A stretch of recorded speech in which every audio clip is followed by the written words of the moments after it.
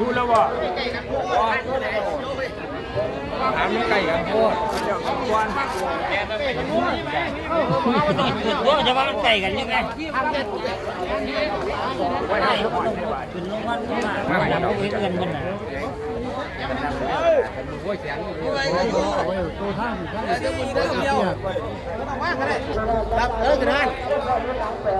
ให้เขาแล้วหลอดเนี่ยย่างใกล้อะไรหลอดเจ็ดหลอดถูกต้องห้องมันว่างเลยเอาแล้วเอาแล้วเนี่ยได้พี่จ้ะบอกว่าจะเอาเพื่อยับเดี่ยวยับเดี่ยวยับเดี่ยวยับเดี่ยวสองมือ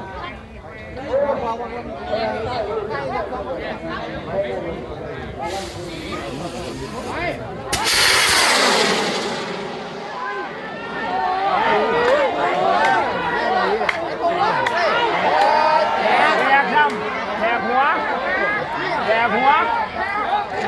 พวกไร